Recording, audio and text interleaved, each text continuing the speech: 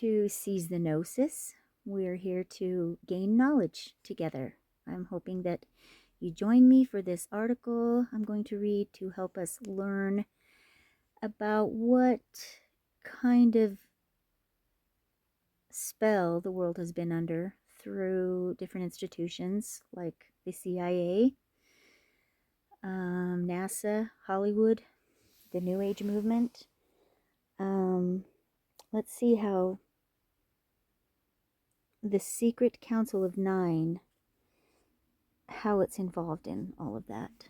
And if I didn't say so, my name is Delisa Castañeda, and I welcome you here and thank you for joining me. I'm going to read this article called The CIA, Andrija Puharic, and the Council of Nine.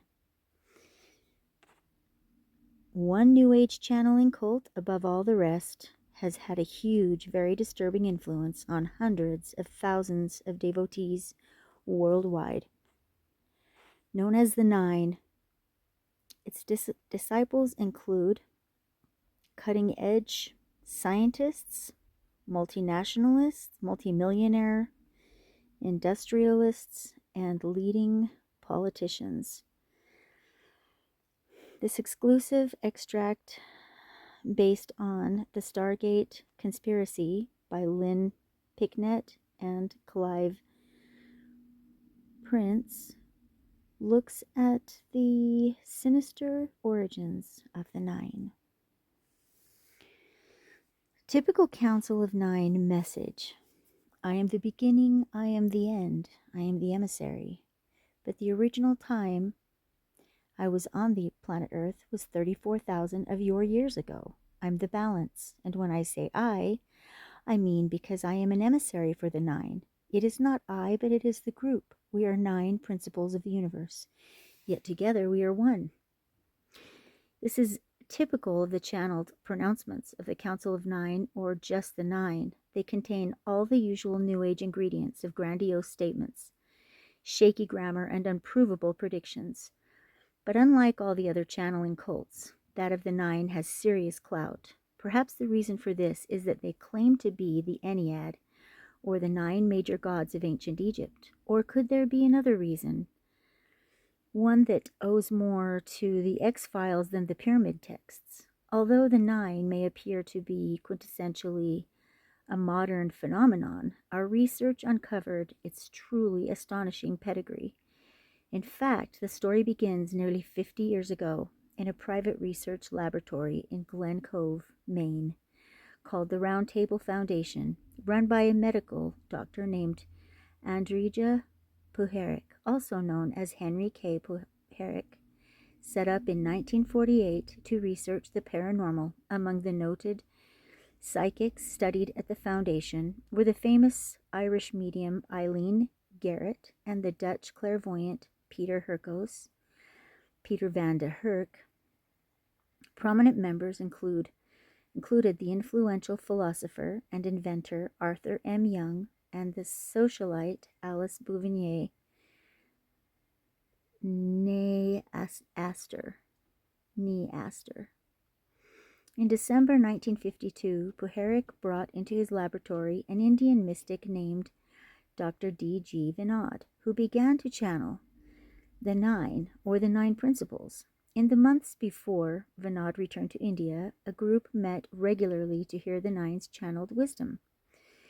Never known for their modesty, the 9 proclaimed themselves to be God, stating God is nobody else than we together, the 9 principles of God.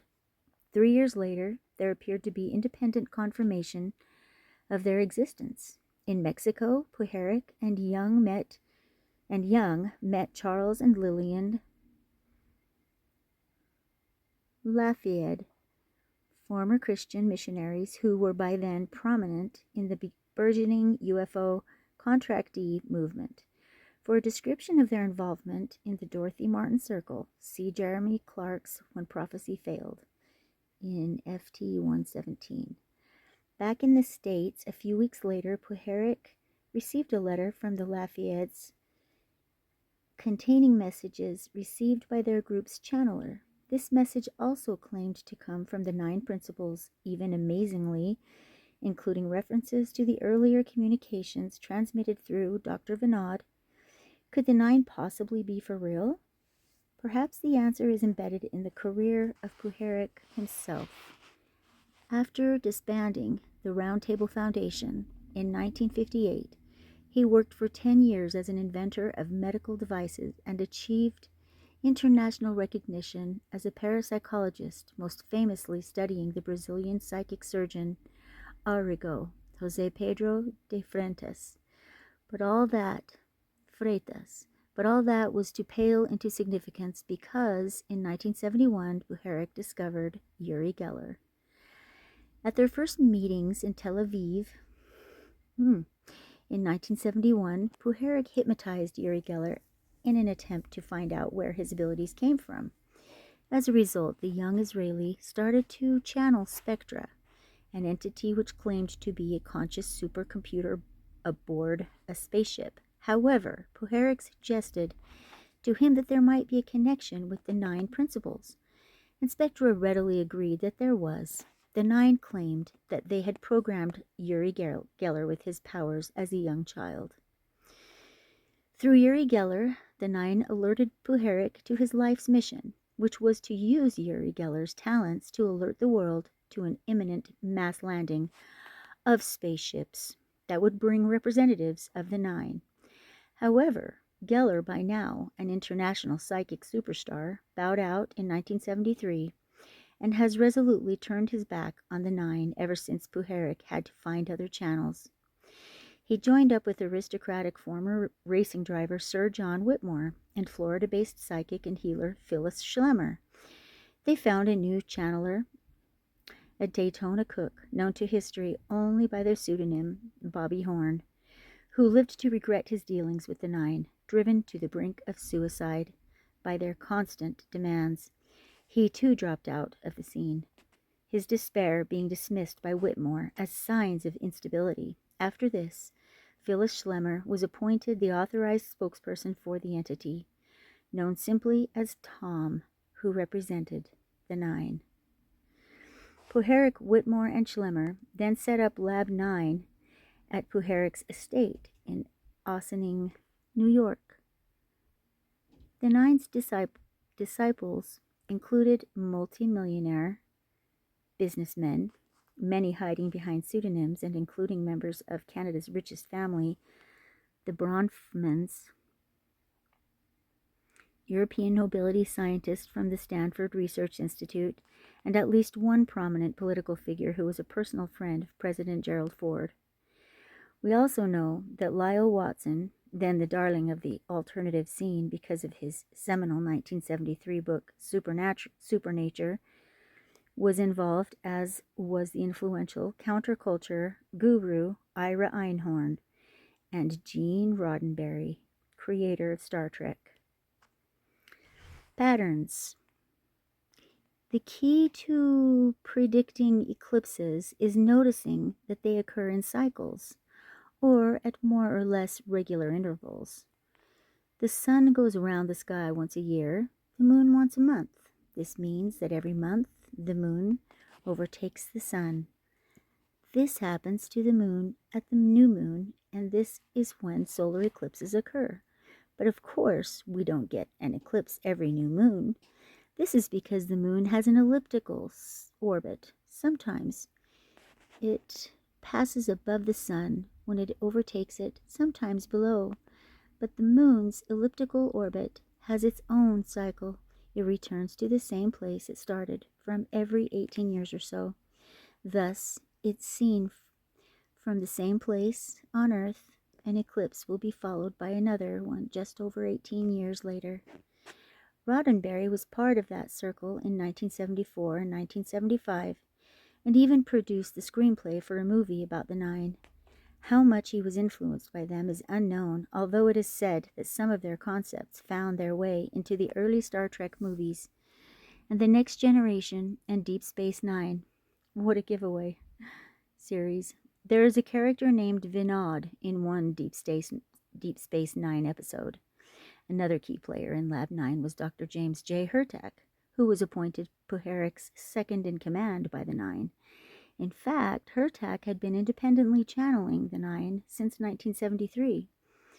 Poharic and Whitmore commissioned British writer Stuart Holroyd to write an account of their adventures, which appeared in 1977 as Prelude to the Landing on Planet Earth, retitled Briefings for the Landing on Planet Earth in paperback. In this extraordinary book, the true identity of the Nine and of Tom was finally revealed. Far from being the chummy character that his rather avuncular name suggests, Tom is actually Atum, the creator god of the ancient Egyptian religion of Heliopolis, and Uncle Tom with his 8 mates are none other than the great Ennead of Heliopolis. But even with such impressive contacts, all was not well with Poharic. Lab 9 broke up in 1978 after a series of mysterious events that culminated in an arson attack on the Ossining estate, and he fled to Mexico, claiming that he was being persecuted by the CIA. He returned to the USA 2 years later and appears to have played no further part in the Nine story. He died in 1995 after falling down the stairs in his South Carolina home. However, the Nine continued. Not only did Schlemmer and Whitmore continue their mission, but Dr. Hurtak has also moved on. He has become a major player in the unfolding millennial drama currently being played out at Giza. But perhaps more importantly, he has established himself as a New Age guru par excellence, traveling the world, giving workshops on his book of channeled revelations from the Nine, the Keys of Enoch, written and laid out in classic biblical style. Its darkly apocalyptic vision has huge numbers of influential devotees. This we find very worrying. Another Nine channel, an Englishwoman named Jenny O'Connor, was introduced to the avant-garde Esalen Institute in San Francisco by Sir John Whitmore. She and the Nine became so influential there that they held seminars and, unbelievably, were actually listed on the Institute's staff, even successfully ordering the sacking of its chief finance officer and the reorganization of its entire management structure. That was San Francisco. This should concern us because many influential people attended the Nine's Esalen seminars, including Russians who were part of the Institute's Soviet exchange program. Some of these later rose to prominence in the Gorbachev regime and were instrumental in the downfall of communism. The Esalen Institute now runs the U.S. branch of the Gorbachev Foundation. The Nine are very much still with us. One of their recent channels, who is also in contact with Tom, is the American writer David M. Myers.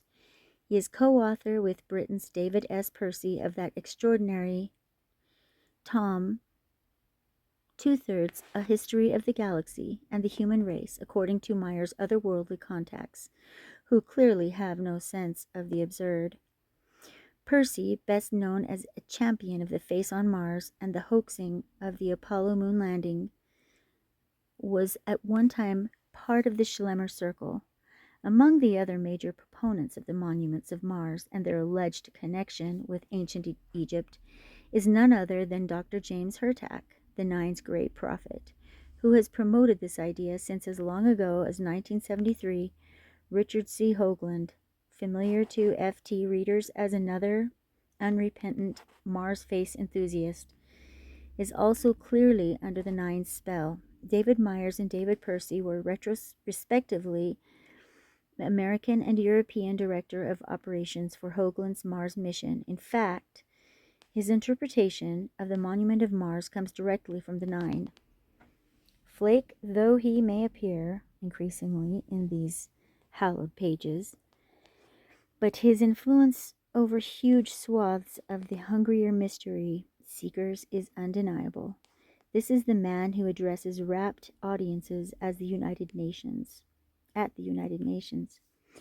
But it is in the New Age channeling circuit that the Nine have truly come into their own. In any other circles, their true agenda would no doubt have been rumbled long ago. But this is the New Age. Anything the Nine says must be sweetness and light, right? But an objective reading of their divine pronouncements reveal the first stirrings of something very nasty in paradise. Their words appeared in 1992 as the book, The Only Planet of Choice, credited to Transceiver Schlemmer and edited by Mary Bennett, a one-time member of the Schlemmer Circle who also edited Myers and Percy's Two-Thirds. This has had an unprecedented influence over the New Age, according to Praed and Jenkins, editors of an early edition of Only Planet. More and more New Age channeling groups are realizing that the real source of their wisdom is the Nine. In fact, we have discerned what amounts to a campaign by the Nine, or their adherents, to take over the New Age. It would be a mistake to underestimate the economic or even political potential of this vast subculture. Rich pickings indeed. But the Nine's influence does not extend merely to New Age channeling circles. Andrija Puharich, James Hurtak, and Richard Hoagland have all lectured at the United Nations in New York, and individuals connected with the Nine are also known to have influences with Vice President Al Gore. The individuals connected with the Nine are also known to have influence with Vice President Al Gore. Of course, if the Nine really are the ancient gods of Egypt, then surely there could be fewer more significant events than their return. One may be justified in thinking that the more leading politicians who fall under their influence, the better. But are they really the ancient Ennead of Egypt? Can it be that they have actually returned to sort us all out, scattering love and enlightenment from their high moral ground? Tom, in The Only Planet of Choice, chooses his words carefully as he explains that all the races of the earth were seeded from the space gods, except one, the indigenous race, the blacks. He's very careful to urge us not to make an issue out of this. After all, it's not the black race's fault that they have no divine spark like the rest of us. Oh, brother. Perhaps the most disturbing aspect of the history of the Nine is its relationship to the career of Andrija Puharich. Recent research has revealed Puharich to have a distinctly sinister side. As an army doctor in the 1950s, he was deeply involved with the CIA's notorious MK Ultra. Of course he was. Isn't everyone? Oh, wow. Mind control project. He, together with the infamous Dr. Sidney Gottlieb, experimented with a variety of techniques to change or induce actual thoughts processes, even to creating the impression of voices in the head. These techniques included the use of drugs, hypnosis, and beaming radio signals directly into the subject's brain. And significantly, he was engaged in this work at exactly the same time that the Nine made their first appearance at the Round Table Foundation. The foundation itself is now known to have been largely funded by the Pentagon, of course, as a front for its medical and parapsychological research. Puharich was still working for the CIA in the early 1970s when he brought Uri Geller out of Israel. Puharich's use of hypnosis is particularly interesting in the Nine Circle. In the case of Uri Geller and Bobby Horn, he first hypnotized them and then suggested that they were in touch with the Nine. And lo, they were. Ira Einhorn, a close associate of Puharich's during the 1970s, confirmed to us that he believed that Puharich was humanly directing the Nine communications. The evidence we have gathered strongly suggests that Tom and his fellow gods originated not in the stars, but behind closed doors as part of a CIA mind control experiment. Of course, and what happened to that experiment? Now, with hundreds of thousands of devotees, some in very high places, can the Nine be deemed a success? Yeah, of course. That depends very much on what the CIA had in mind with their subtle racist propaganda. Perhaps the flaky New Age Nine should worry the hell out of us. Why does this not surprise me? Thank you for joining me. This has been a very interesting article about the Secret Council of Nine. Hopefully, you're not listening to them. the channelings of this 9 club. Anyway, have a great day, and I'll see you next time. Thank you for joining me.